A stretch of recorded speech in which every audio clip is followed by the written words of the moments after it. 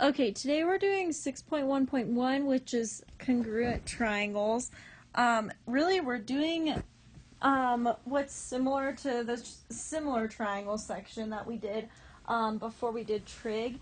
So we'll be doing a lot of flowcharts again, but instead of proving that two triangles are similar, we'll be proving that they're congruent, which means they're exactly the same instead of just proportional to each other. You should have a page that looks like this for today. This is actually the 6.1.2 resource page, but I'm going to fill it in with you guys before we start this stuff today because I think it's going to help without me being there for you guys to know what these triangle congruence theorems are. So there's really 5 triangle congruence theorems, and they gave you the first one, which is side angle side.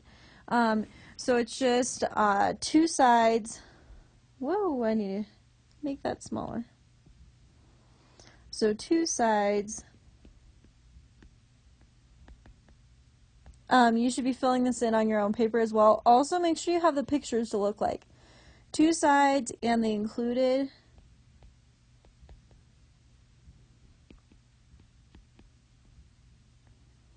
angle are congruent.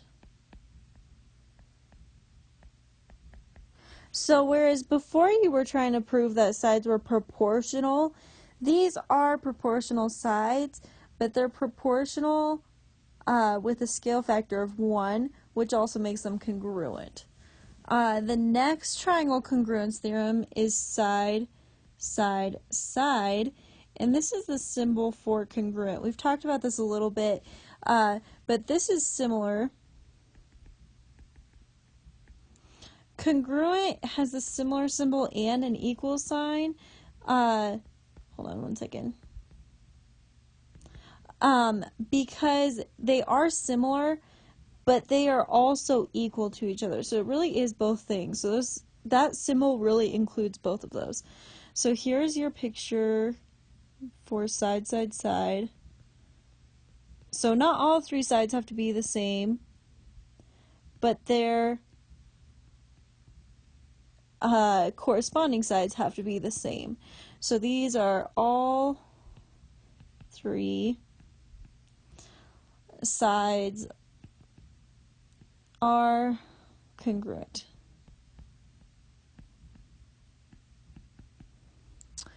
The next one is angle side angle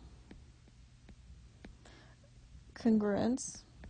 Remember, we're going in order, so when we say angle side angle, that means on both of these we're going to have an angle that's the same,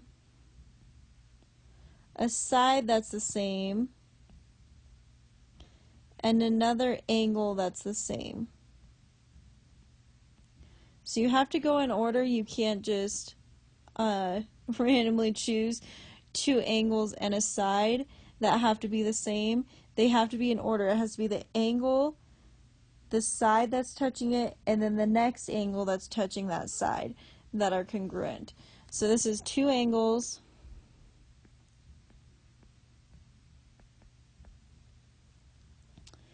and the included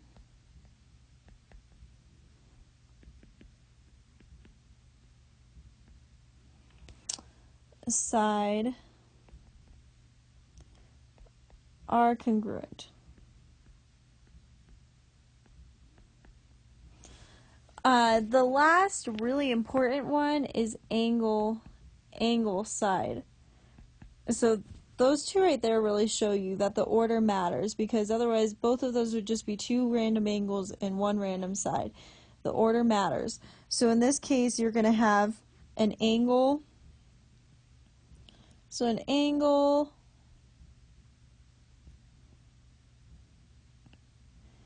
and a side. So you have angle, side. The order matters a lot. So this is two angles and a non-included.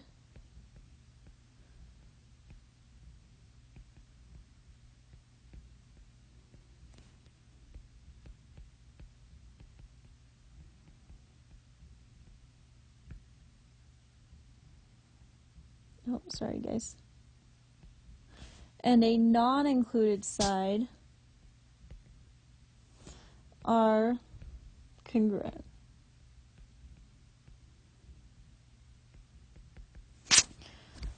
What they mean by non-included is included on the last one meant the side that is attached to those two angles, so the side in between them. This time it says non-included, so this side that they're talking about is not included between those two angles. That's all non-included means. Included is between those two angles, non-included is not between those two angles. You have one more of these, and this one's kind of specific to a certain kind of triangle. The other ones, you could say it about any triangle ever. The last one, you can only say it about right triangles, and that is hypotenuse, leg congruence. So make sure you write only right triangles.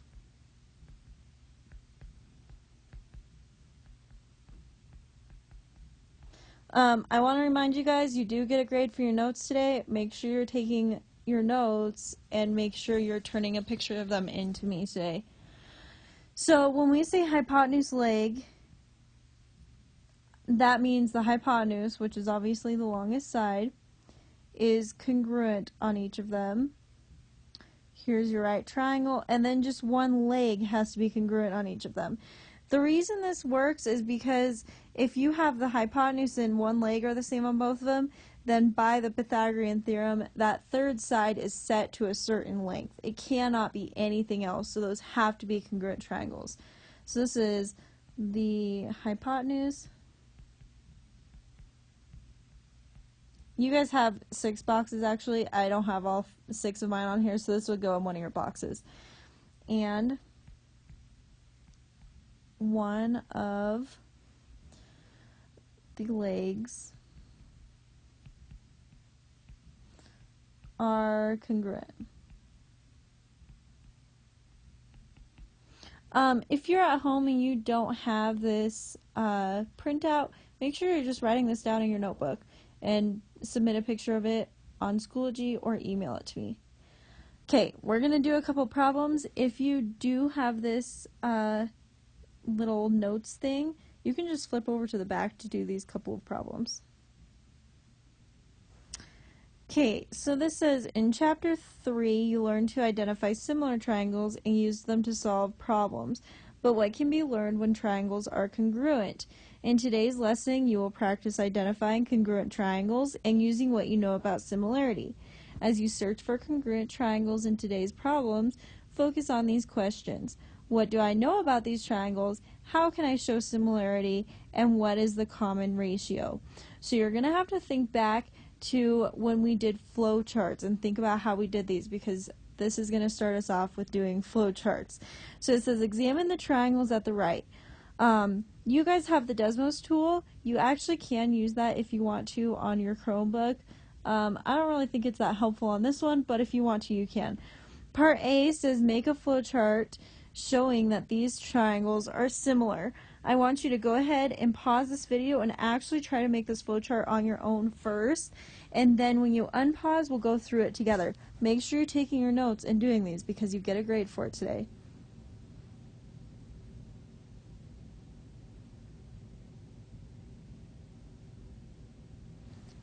Okay, so you should have said that this side, that's 6, and this side are obviously proportional. To do those proportional sides, remember we wrote 6 over 6 equals 1. That would be one of our bubbles. The next one that we have is this 4.5. So we'd say 4.5 over 4.5 equals 1. We're just trying to show that these are proportional. So then we have 7.5 over 7.5 is also 1.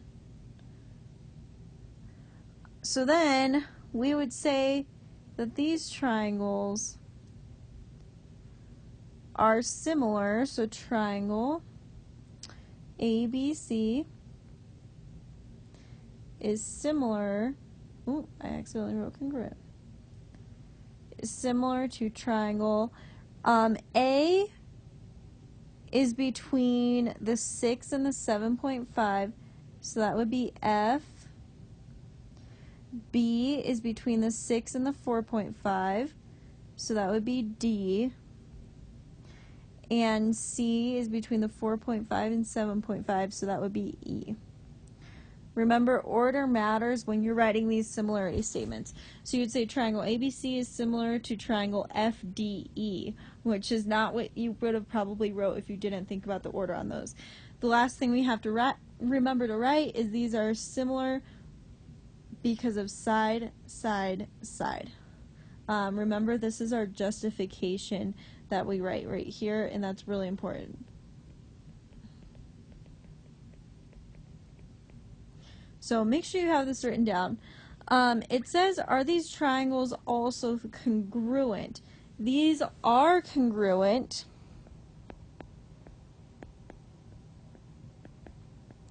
And the reason why is because when you simplify the proportions, they simplify down to a scale factor of 1.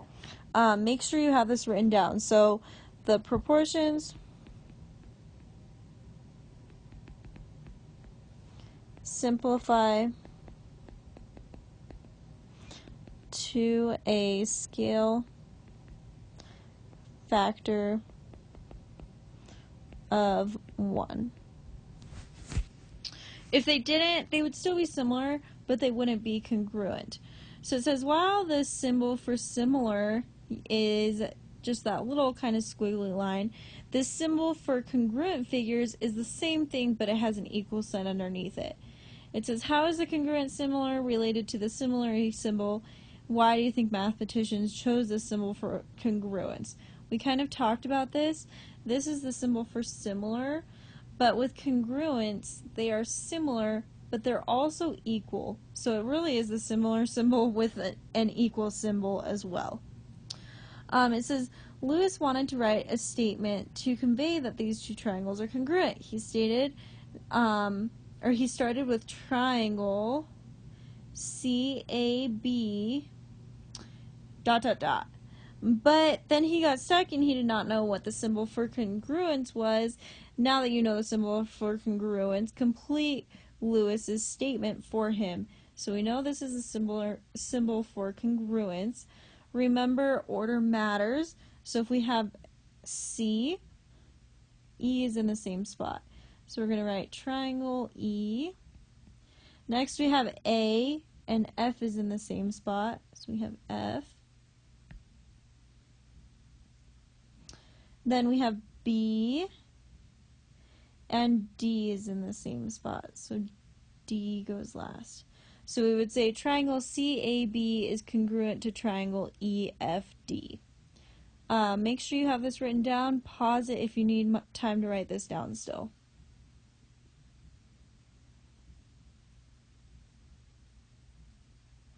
We are going to do two kind of parts on this. So we're going to do what they have on here. We are also going to make a congruence flowchart for these if they are congruent. So it says the diagrams below are not drawn to scale. For each pair of triangles, first determine if the two triangles are congruent. Then if you find the two triangles are congruent, write a congruence statement. We're going to do that because we're also going to do a flowchart for it if it's congruent. And then it says if the triangles are not congruent or there is not enough information to determine congruence, write cannot be determined. So the first one says AC is a straight segment. So we're going to do some of these together, but I want you to pause this video and I want you to first just try to decide if there's any that you guys think are just automatically not congruent. So pause the video, see if you can decide that. Okay, problem C should have kind of rang a bell for you. So we're going to talk about this a little bit. A big thing when you guys start doing these is if they show parallel lines, you should try to extend those to try to see this in a better way. And the reason why is because you actually have a transversal here. So if you guys remember, if you have a set of parallel lines and a transversal, the alternate interior angles are congruent. So those are two congruent angles. The other thing that we have here is vertical angles. So you have vertical angles here. I know this is going back a long ways with vocabulary, but these are things that you guys still have your note cards for, so make sure you're looking back at those. If you don't remember what vertical angles are, look back at your note card. If you don't remember what alternate interior angles are, look back at your note card. Okay, the last thing you do have here is you have two sides that are congruent. However, on this triangle, you have angle, angle, side, and on this triangle, you have angle, side, angle. You can't have two different things. We do have this 4 here, but we don't have the same congruence theorem on both triangles, so it still doesn't work. So you would say cannot be determined for this one.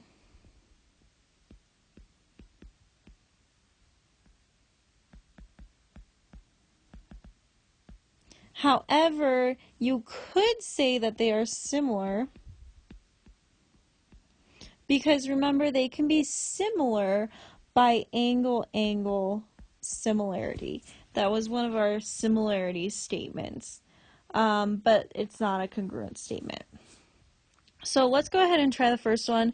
We're going to try the first one kind of together, which we're actually going to skip A. We're going to do B together, and then I'm going to have you guys try A on your own and come back and we'll go through the answer together. So when you guys do these and you have a shared side, that shared side is automatically congruent to each other. So right here, BC is the same side on both of those triangles. If you look at your triangle, you have side, angle, side, and then you have side, angle, side. You have the same thing on both of these. So I'm going to erase this so you can see a little bit better again. Let's try to write our triangle congruence statement first, and then we'll do our flowchart. So we're going to say triangle, let's do B, C, D is congruent to, we can see that angle B is the same as C. So now for the next one, we're going to say C. Then this is kind of in a different position on the other one. So whereas it was B, C, D before, we're really looking at which angles go together. So B and C are the same. Next we have C, but it's switched again. So this time it's actually going to be B. The last angle is going to be A. So when you look at this, it's B, C, D is the same. Ugh, I don't know why that keeps erasing. So B, C, D. The other one is C, B, A. So these are kind of rotated and flipped, these triangles are. Really writing the congruence statement is the hardest part of this. So now when we want to do our flowchart, remember we have to say the two sides that are proportional to each other. So we have to say DB over, so that's this side, DB over AC is 1. We know they're congruent. We also know that CB equals BC. So CB over BC equals 1. We have to do these in these the opposite directions because those triangles are in different directions. The last thing we have, and I'm going to write it on the left side here, is the measure of angle B equals the measure of angle C. Our last bubble is our triangle congruence statement. So triangle BCD is congruent to triangle CBA. This is really the hardest part about these. When they connect these triangles, you may want to just draw them out separately when you try to do this triangle congruence statement. So I'm going to draw these separately, and this might actually help you when you do this triangle congruence statement. So here we had D, B, C. Here's the sides that are congruent and the angle. The other one we have, if I kind of flip this, is our top angle is actually going to be A. Then we're going to have C,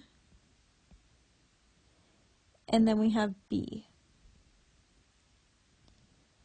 So now you can kind of see that C and B should be in the same places. So C and B, those are the same. C and B. Then you can see on the next part you have C and B are in the same places. C and B. Then on the last part you have D and A are in the same places. So D and A. That might just help you visualize what order you need to have those in. It's really hard to visualize those when they're connected together. The last part we need on our congruence flowchart is we need our congruent statement, which is these are congruent because of side, angle, side. That's our justification. So we just needed our justification. So I want you guys to try problem A. I'm going to give you one little thing. This side that's connecting those is obviously congruent to each other because it's the same side. So go ahead, pause this video, try to do your congruence flowchart for problem A, and then when you unpause, we'll go through the answer together.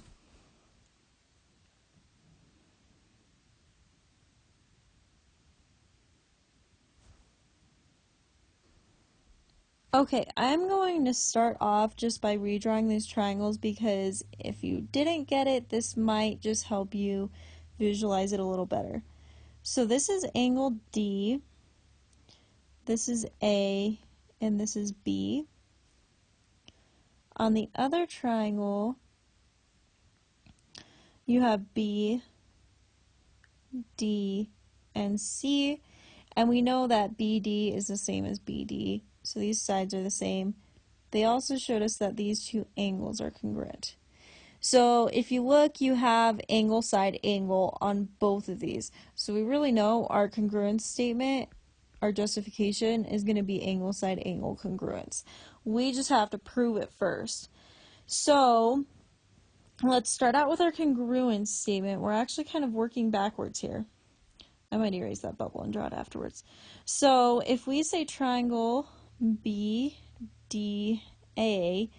is congruent to triangle, remember they have to be in corresponding places, so B actually is the same as B on this one. If we say D, D is actually the same on this one as well.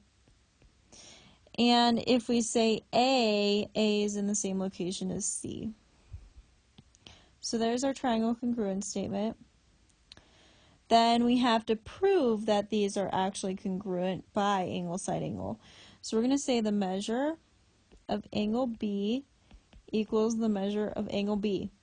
These are actually the same angle on here. It seems a little silly stating that, but that's just how you prove that those two triangles are congruent. You have to prove that it's the same angle on both of those triangles. The next part we have is the two sides. So we'd say BD over BD. You'd actually have a line above these, and I did forget this on the last one too,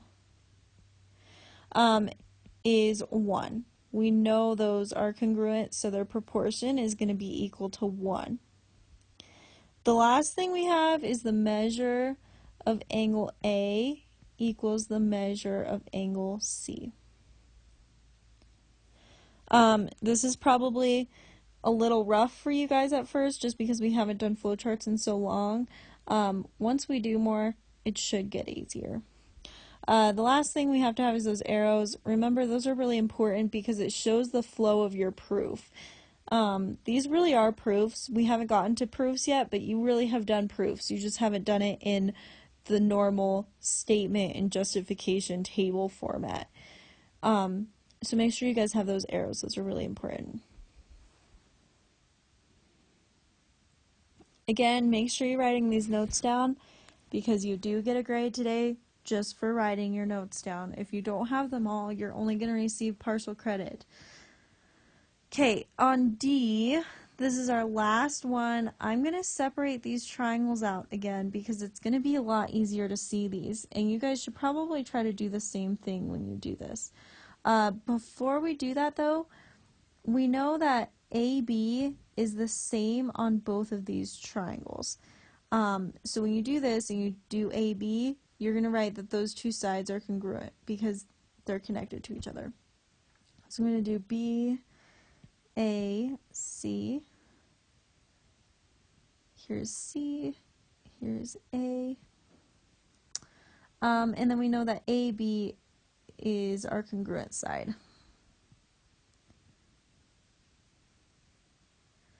The other one is D,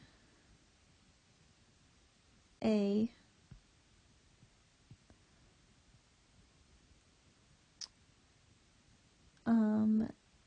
B. So we know that angle, ooh, this is a little funky to label actually. So here's A, we know that B is down here. Ooh, I don't know why all of that just came back. Okay, sorry guys, I had to redraw that whole thing because my iPad's being really glitchy. It just kind of popped up all that stuff that I erased before. So here's your two triangles. I just separated them out. It's a little easier if when you do this, you kind of turn this so that point A is at the top on your triangle that's on the left, and then turn it again to where point B is on the top on your triangle on the right. It's a little easier to see what goes with what. So on the triangle on the right, angle A is congruent to the triangle on the left, angle B. On the left, angle D is congruent to the triangle on the right, angle C. And then AB is congruent to BA. So when we do this, we have side, angle, angle, or angle, angle, side. So you have to think about if that is one of your triangle congruence theorems. So go look back at that piece of paper that we filled out and see if angle, angle, side is one of our congruence theorems. It is one of our congruence theorems, so we can go ahead and say that these are congruent by angle, angle, side. And we need our triangle congruence theorem. So if we said triangle A, B, D is congruent to triangle, we can see that A corresponds to B on the second one. B corresponds to A on the second one. And D corresponds to C on the second one. So there's our triangle congruence statement. Now we just have to prove it. So I'm going to do the two sides first. If I say AB for this first side, I have to, sorry you guys, this keeps popping up on here. I don't know why that keeps popping up there. I'm trying to keep as much as our diagram on there as I can when it does. So if I say AB on the first one, so we have AB. On the second one, it would actually be BA. So we have AB over BA. We know is going to be 1 because those two sides are congruent. Then we have to prove our angles. We know the measure of angle B equals the measure of angle A because those two angles are the same. Then we know the measure of angle D equals the measure of angle C because those sides are the same. The last thing we need to do is put our arrows in there. And our flowchart is complete. So your guys' homework for tonight is problems 4, 5, 6, 7, 9, and 10. When you're done with this video, go ahead and start that homework. But before you do that, make sure you send your notes to me either through email or on Schoology. They have to be turned in today to get a grade for it. You cannot turn it in later. This is an in-class assignment today. You have to turn your notes in to me. So if you need to go back in the video and take notes on this, go back and take notes on it. But it's an actual grade. Most of your guys' homework assignments, today's a really long one, but usually they're less than 4 problems. Like tomorrow's homework is 3 problems. Your notes for today is worth 5 points. So your notes for today is worth more than your homework for tomorrow night. Make sure you guys wrote this stuff down and make sure you get it turned in to me. It has to be turned in today. So do that before class ends. Okay, that's it. So go ahead and do your homework.